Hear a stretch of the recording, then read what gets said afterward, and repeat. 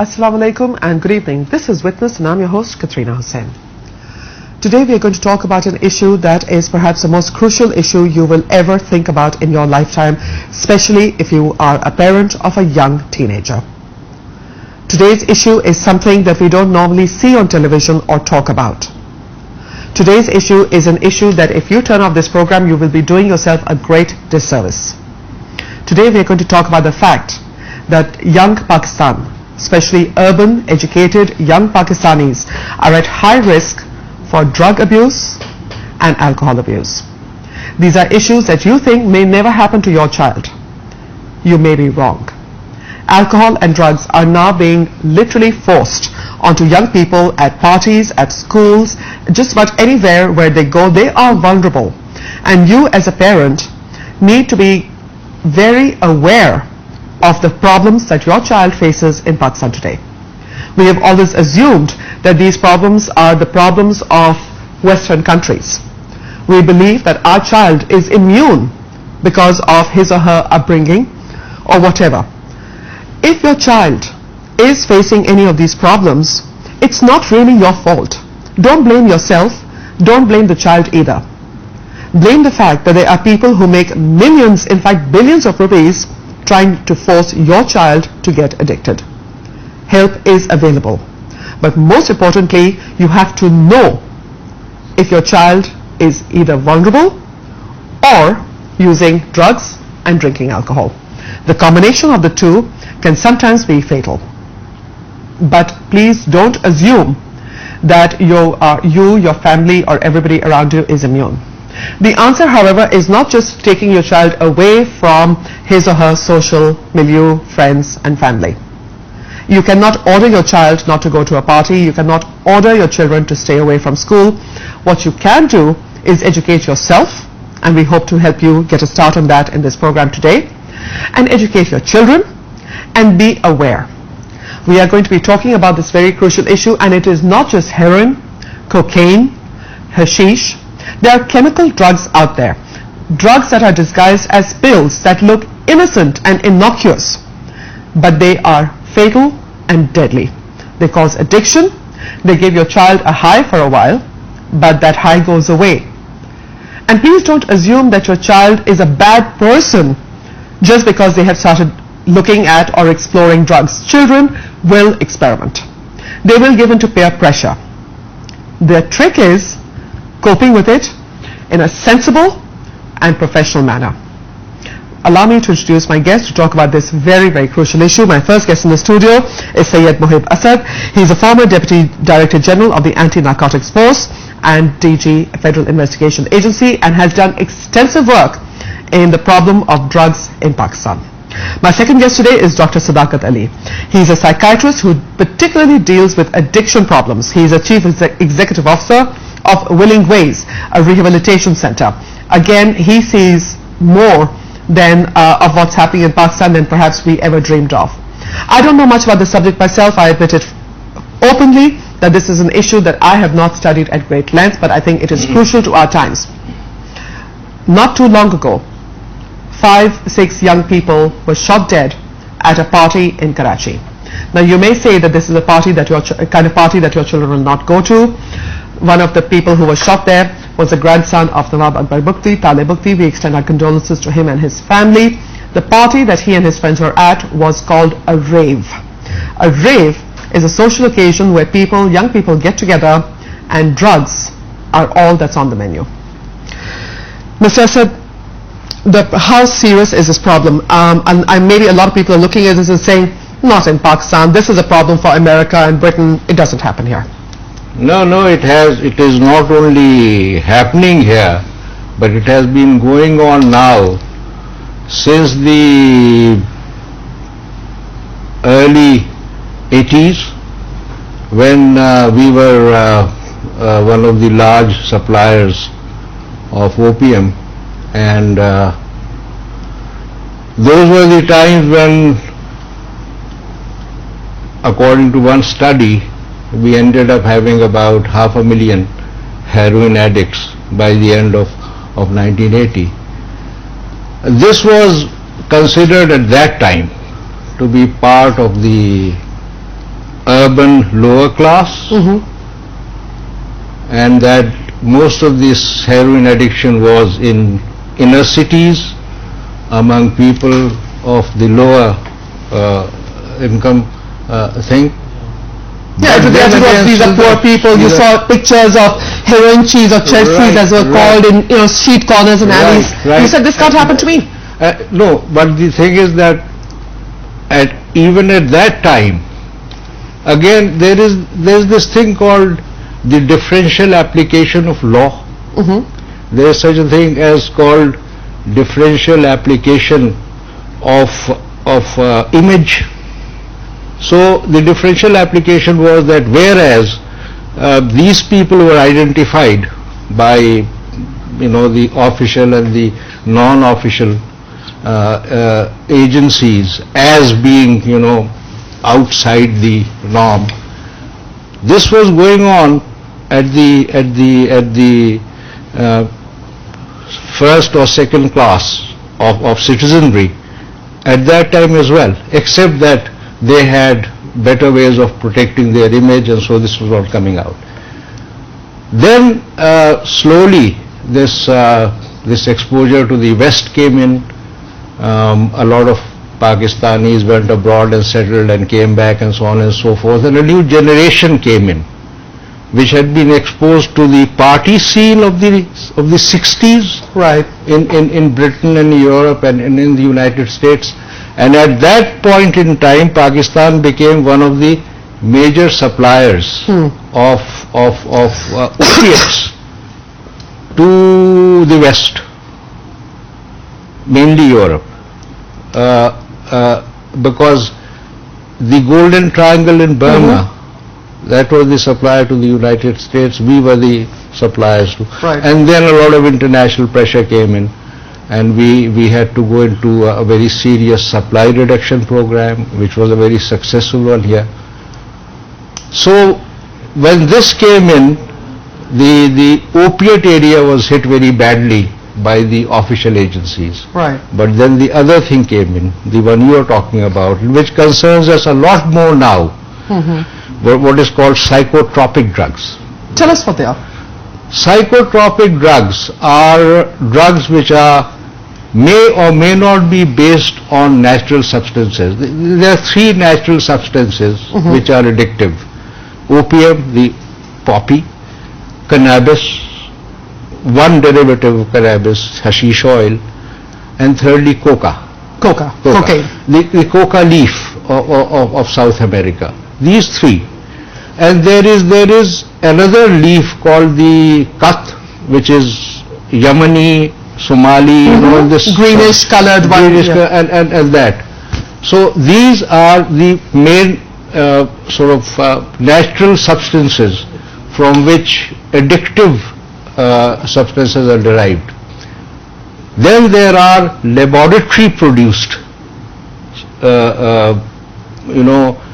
stimulants, depressants, hallucinogens, and then there are some precursors which are used for the manufacturing of these things. Okay. And those precursors are quite as dangerous, and they are mixed to form new formulations which have got a different effect on the human mind once ingested. We are talking about illegal drugs. These are not legal prescription drugs we're talking about. No, we are talking about both actually. We are talking about legal.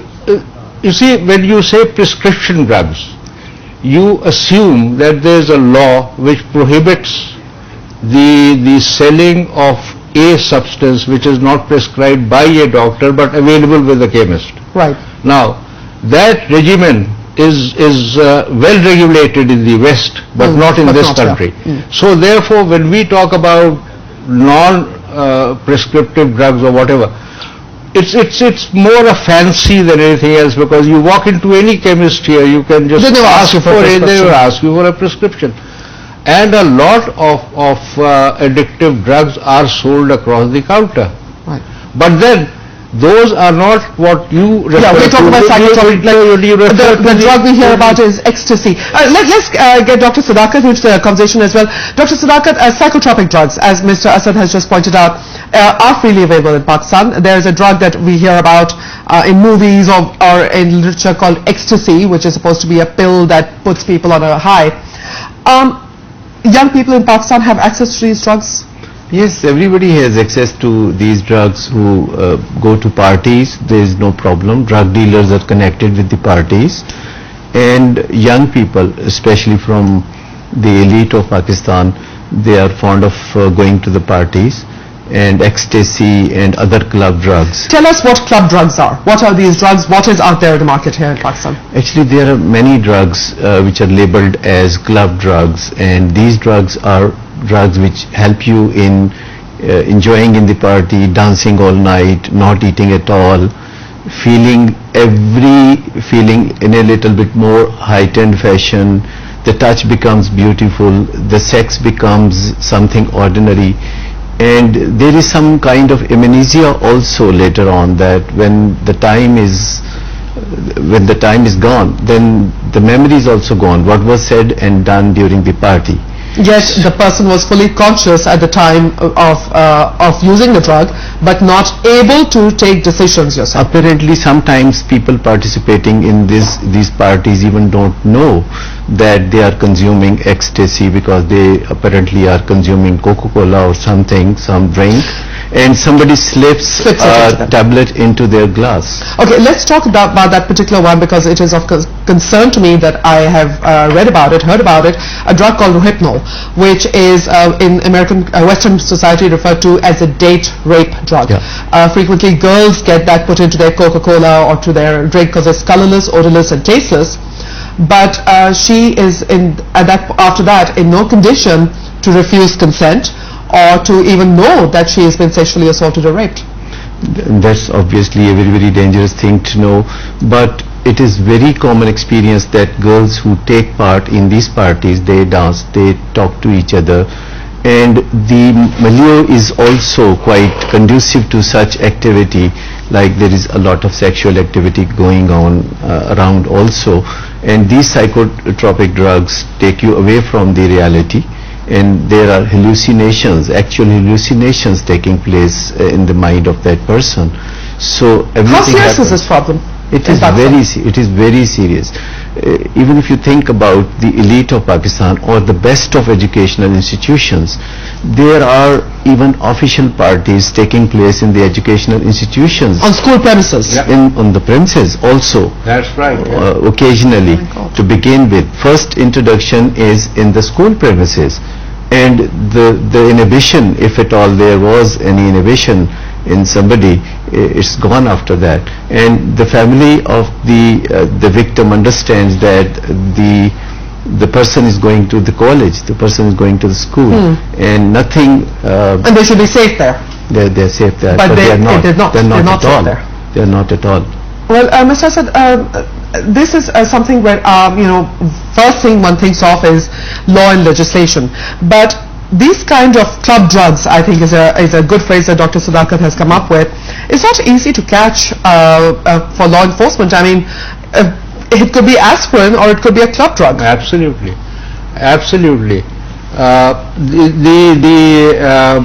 And even if a law enforcement guy suspects a certain pill to be poisonous, addictive, there is no place he can really go to and have it tested quickly.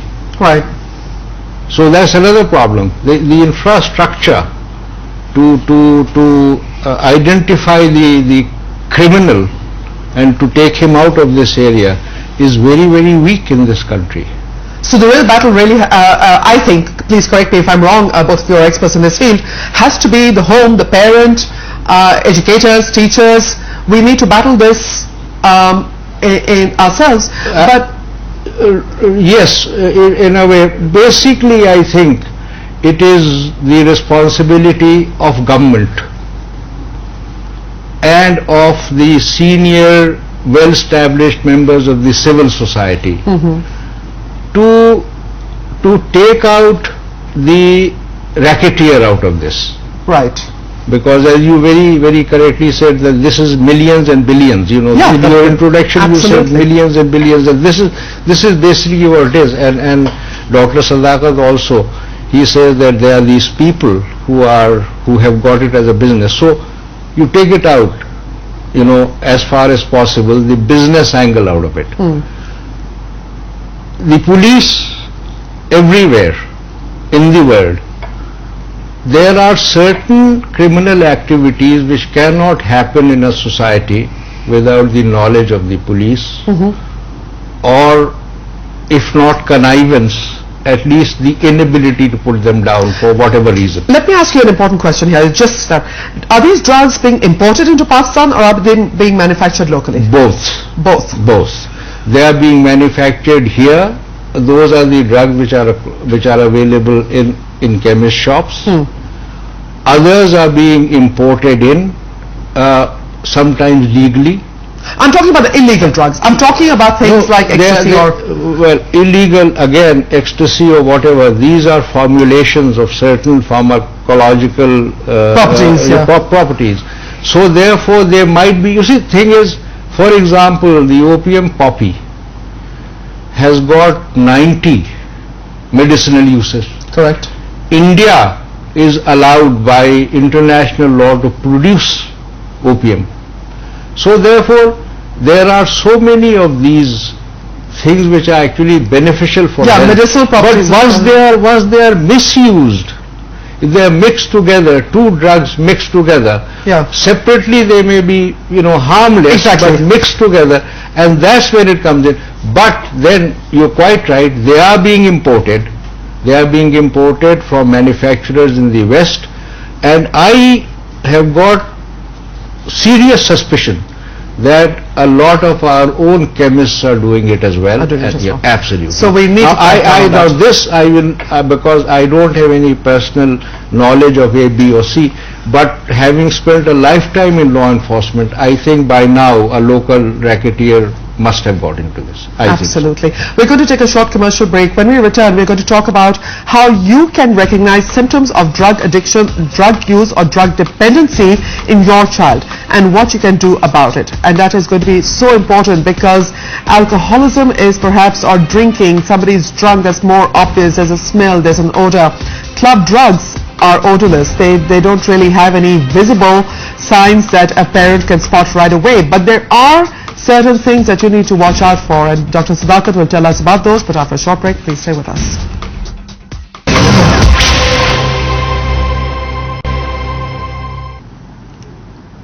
Welcome back to Witness. How can you find out if your child is in any way using drugs?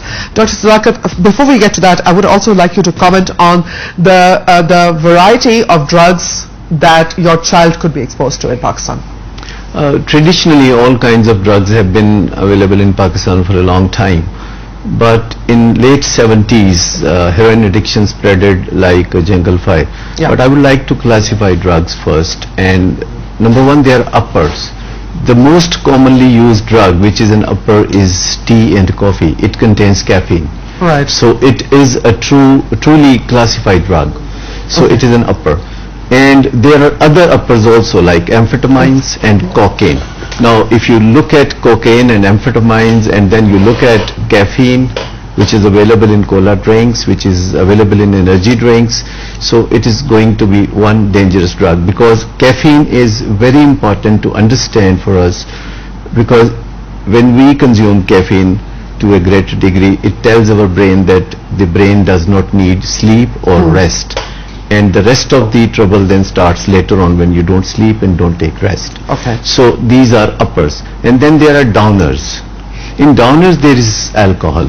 The most commonly used drug for the last about 10,000 years. So anybody who uses alcohol cannot call himself a modern person. He is probably an orthodox, because anybody who is a modern person would like to manage his or her stress by modern means, not by some means which is 10,000 years old. And a chemical so it is one of the major downers. The other downers are tranquilizers, like benzodiazepines. 30 different branded benzodiazepines are available without prescription in Pakistan, usually women fall prey to that because alcohol also has a taboo.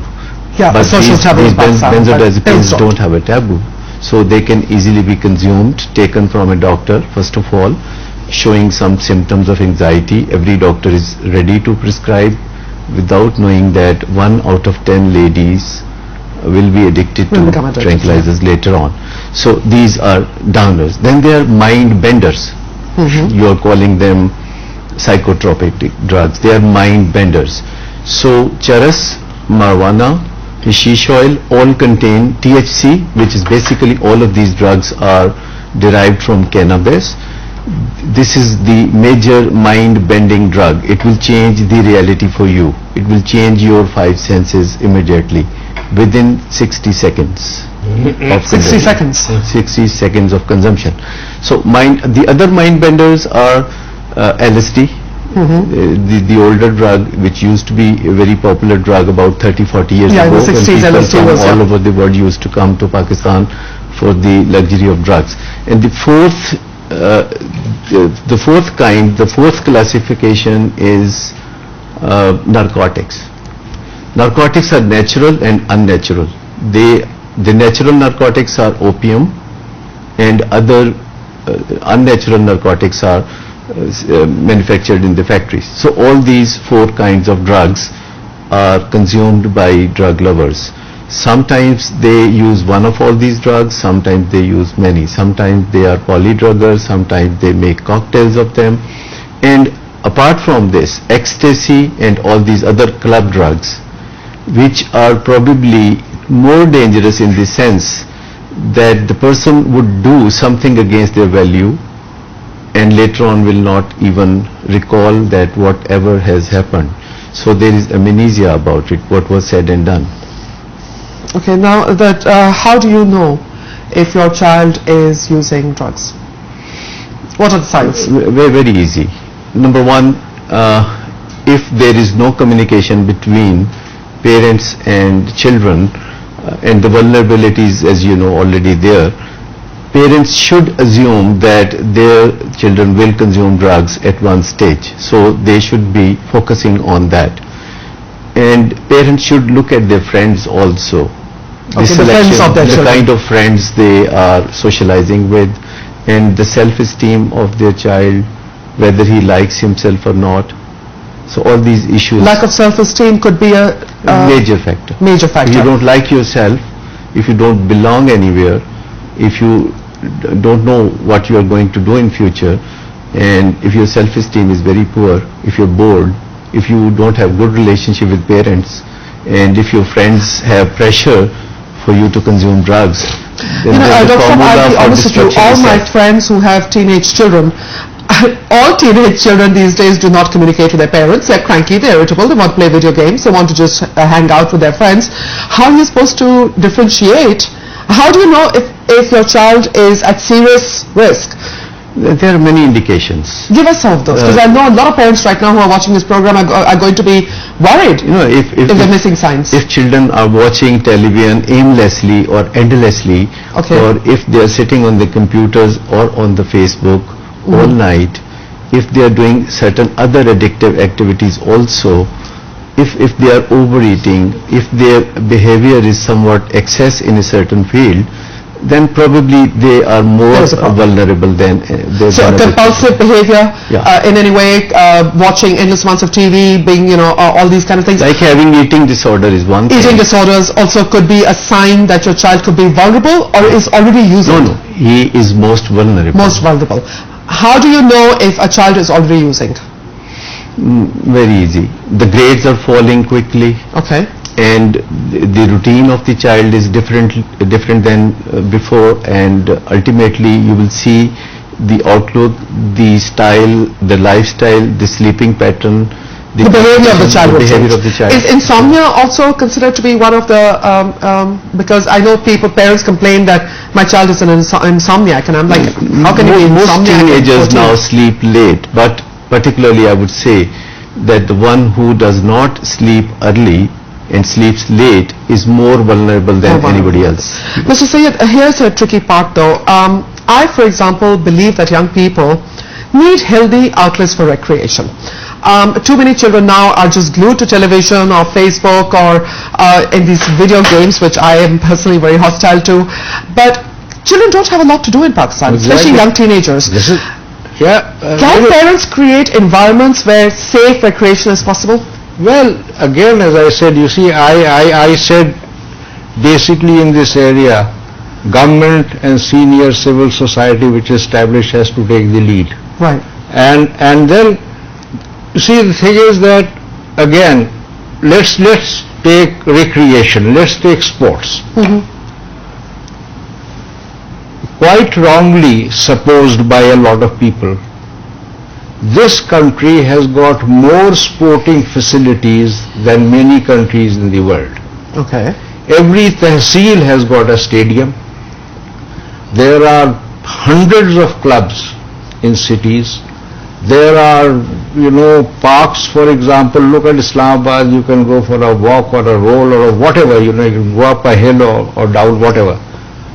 It's basically the culture of a certain society. Like, for example, the Australians are great outdoor people, right? Water sports and outdoors and hiking. Exactly. So are the Americans. Yeah. Right? So that is the kind of culture we need to create. We're couch potatoes. We don't want to leave the house. Exactly. So therefore this has to be taken up. But the fact of the matter is that all these countries like America, Australia and England, they have a great problem of drug addiction. Of drugs as well. I will with great respect disagree. They do not have any higher incidence of drug abuse than we do, except that we are in denial about it. One, number two, our research methods are so flawed that the truth never comes out. But I think that as Dr. Sadaka said, and I agree with him, these are 10,000-year-old problems. This is opting out of life basically, but just as a last thing to this.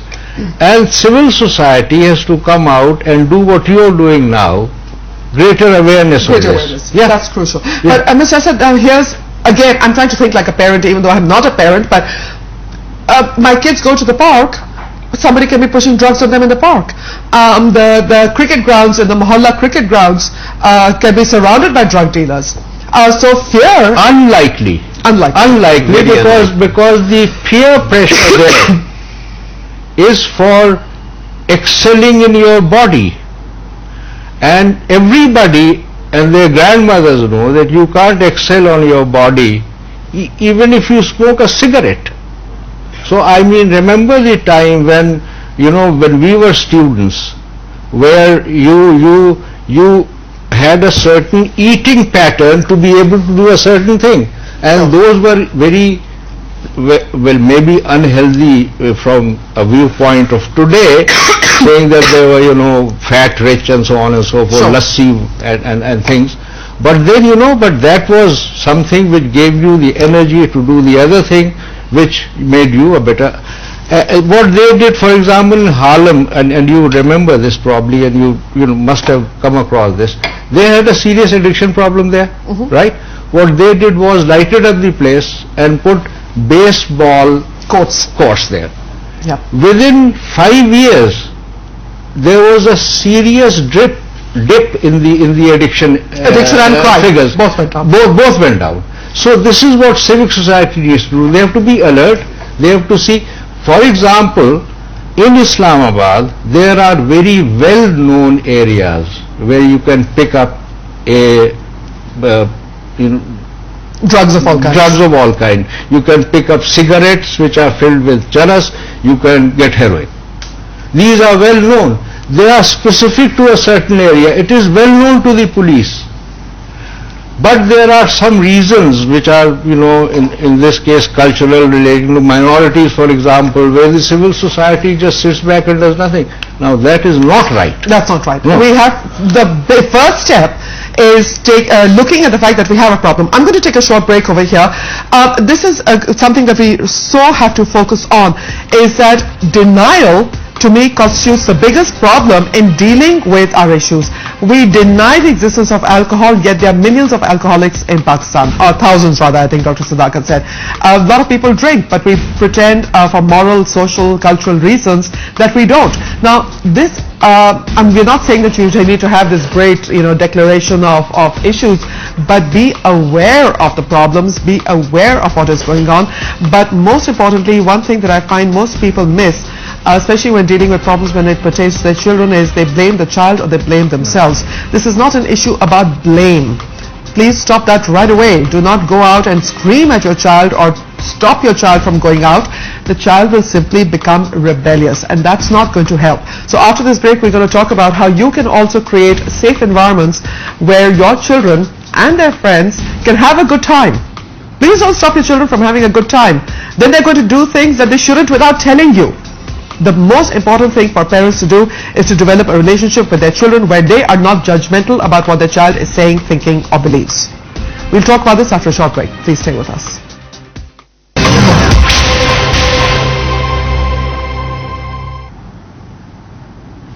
Welcome back to Witness. Today we're talking about an issue that is critical to your life. We hope you've seen the beginning of the show. If not, I should point out to you that we are going to be doing more shows about the problem pertaining to drugs and young people in Pakistan. That could be your friend's child, your child, anybody you know. So please take this issue seriously. Do not deny it. Do not live in a state of denial saying this cannot happen to me, this cannot happen to my child. God forbid it can. Dr. Sadakat, briefly, if you could also just tell me that help is available though for a child that's addicted. Yes, help is available, but I think we should not expect anything from government. Government is already in dire trouble, and government is dealing with a national kind of addiction, which is terrorism. It is an addiction to a philosophy anywhere, anywhere, in any part of the world. People can beg, borrow or steal or kill and be killed.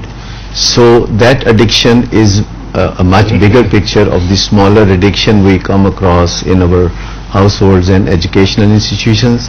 In my opinion, parents and educational institutions have a greater responsibility, especially the educational institutions, because they can do drug testing on students at random, and it can be done very easily by some outside agency also. Agreed, but I was also thinking about the fact that I grew up in a drug and alcohol-free environment right here in Pakistan, and yet we had a good time.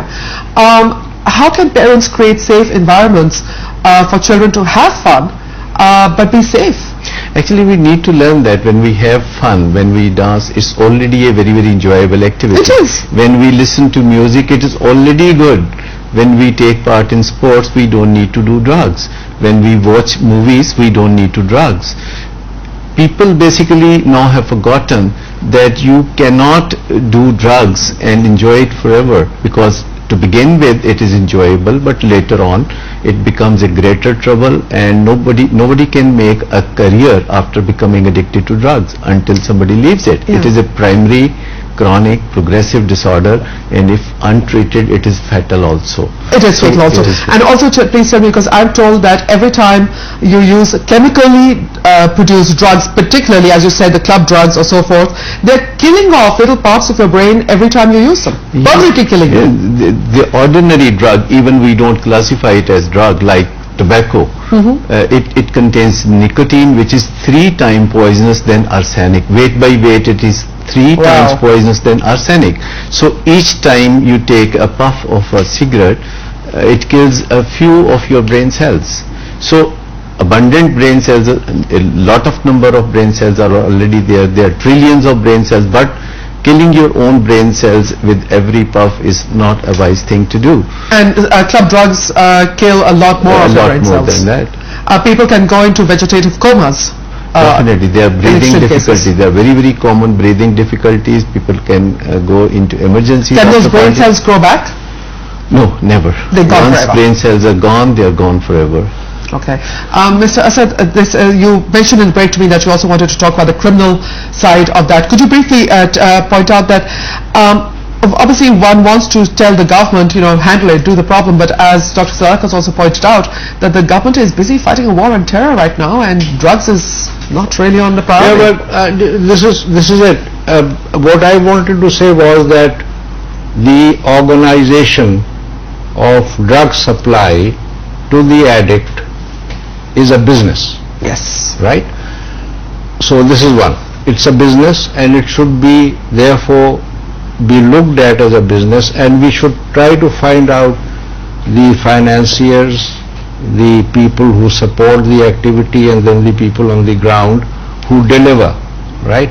And at all three levels there should be intervention by, again, not only government, by senior civil society as well. But we have to create How this. can civil society intervene with drug dealers? I mean, they're not the safest people in the world to try and combat. by bringing pressure on the police to act. By bringing. Okay, tell me about the ANF briefly. The other thing, the other thing before we go to the ANF is that the drug addiction generates what is called secondary crime. Yes, of course. All right, this is stealing to support the Support habit. prostitution by young women to support the habit, and so on and so forth. And this, has got its own ramifications. The anti-narcotics force was created after the Treaty of 1988, which is called the landmark UN document on narcotic drugs and psychotropic substances. And we signed that treaty, and that was ratified, and then we created two laws. One was the ANF Act of 1996, and then we came up with the Control of Narcotic Substances Act of 1997. So those were the two interventions, and under those. But is the ANF tasked with and given the proper resources to go after drug dealers, to go after the infrastructure? Not well, as much as any other government department, no more. Okay, so they need a lot more resources than they have, because they are dealing with three things. They're dealing with enforcement, they are dealing with supply reduction, and then they are dealing with drug demand reduction. All three of these, and then they do a lot of this freezing of property and etc. But and they're not really legal work as well. But when I was there, we were trying to put together the force, and it was coming up. But I am told that they still are looking at a lot of support from the Ministry of Finance. They have the advantage that it is officered by the army now. Okay. So they have got, some resources. Some resource support. Years ago, I went on an anti-narcotics force raid in Karachi, and I really didn't expect it to be anything elaborate, and it turned into a firefight. And it amazed me the amount of weaponry that those drug dealers had at their disposal. That's the second tier. There is the guy who sits at the back and finances, for example, the import of psychotropic pills. Now that's big business. I mean, he may be ordering it from the United States or from South America or from Europe or wherever, and then he's got all these connections. We bring it in, and then there are these guys who look to the storage of it, and then to the distribution of it, side. and then to keep their own supply, because this is the whole of it is a criminal activity. It's a network, and so they have to have their own enforcement within the Tell me something, both of you, how much does a psychotropic club drug, how much does one pill cost? Well, it depends. Dr. Sadaqat would know better, but again, depending upon what you are looking at and where you are. For example, this party you referred to in the beginning. In Karachi, yeah. This was a properly organized party where people were admitted on the payment of, whatever. I believe 2,000, 3,000. 2,000, 3,000. It's 10,000, 15,000, 20,000. Per person. Yes. But then as a buffet of drugs. Yeah. And a buffet, not necessarily a buffet of drugs.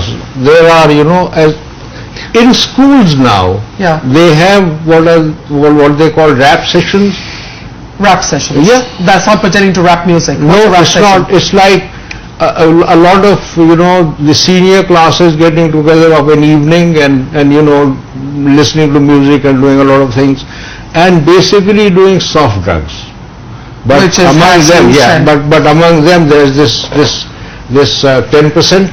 There will always be a core group that will do hard drugs. Dr. Sudhakar, how much does a pill cost? Do you know? Because the reason I ask is because a child will need money to do this stuff. So how expensive is it? There are sponsors who can pay for that. Like girls participate in the parties and other people pay for Pay that. for the girl. And the cost of ecstasy tablet is between 300 to 1,000. That's nothing. That's the cost of a cheeseburger. Well, that's one tablet. One tablet, but one tablet And is... it works only for 4 hours. Once somebody takes ecstasy, it starts working within 40 minutes and then within 4 hours the effect wears off, but it can linger on in the memory as a negative kind of perception for 3, 4, 5 days. The other thing, Katrina, there is not enough research being done in this area. Now you have brought out extremely pertinent questions which even a lot of very well-informed opinion would not know. So therefore, again, there has to be more research, there has to be more awareness, there has to be more sensitization of this problem. Right. Because it hits a lot of households. And the parents you are addressing here, there are many to whom this must have hit a very raw nerve because they are going through this at present. Right. There are a lot more than you think that there are. There are a lot more. And this is, unfortunately, we're out of time, but Dr. Sudhakar, briefly, if you could point out that drug addiction in a child, from a psychological point of view, I mentioned briefly about blaming the child, the parent blaming themselves. That's not the answer, is it? I mean, don't accuse, don't confront. I think accusation will take us nowhere. If we find that our child has some emotional troubles, like he is emotionally not stable and his grades are falling and we don't have a good communication between two of us, and we think that he is not disciplined also and he is hanging around with the wrong kind of crowd and our blood pressure goes up when we look at all And we end this. up just shouting at the child, but that's not going to help. It doesn't work. It doesn't work. If there is such a condition in any household, I think the first choice is to go for counseling. They should And we learn are allergic to counseling and assertiveness skills. They are must assertiveness skills, crucial conversation skills, and how to change and how to bring about change in a family member, in a loved one. But a child They will need not to learn it. necessarily open up to a parent. We don't have the concept of peer counselors in schools.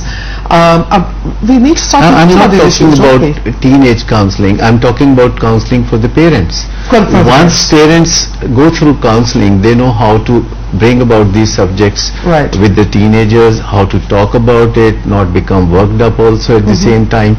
And when parents learn how to communicate, then they are able to persuade their children also to join counseling. They can intervene in a positive way. Right. So there are solutions out there. There are solutions You out can there. I'm afraid always- we're out of time for Yeah. today, but here's my commitment. I would like to ask both of you gentlemen to come to our program again and talk in more detail. We'll break it up into different segments so that today was just sort of a opening phase, I would say, for now. I think a very important issue that we have to do. So, but I'd like to thank both of you for joining us today, Sayyid Mohib Asad and Dr. Sudhakar Ali. Really appreciate your time Thank for you having for me having here us. today. Thank you very much. And ladies and gentlemen, as I leave this program, one of the things that I want to really do share with you is children want to do what their friends are doing.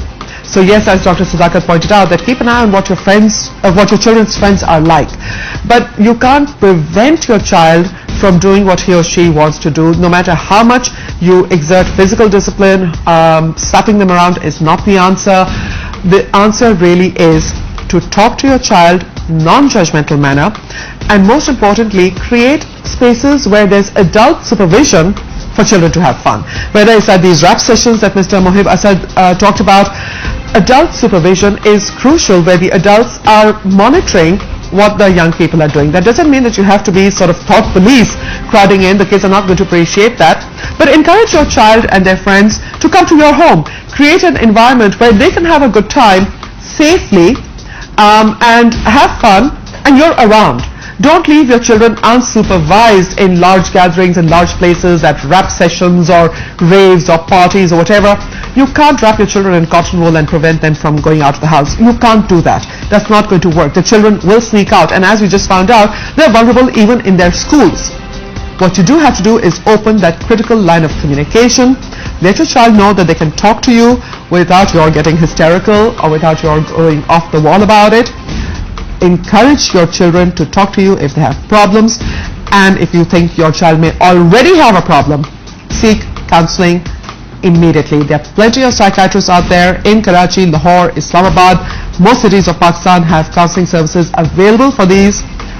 Find out, go to your nearest counselor and see what you can do. In coming programs, we will also give you lists and phone numbers of people in your city whom you can reach out for help in this regard.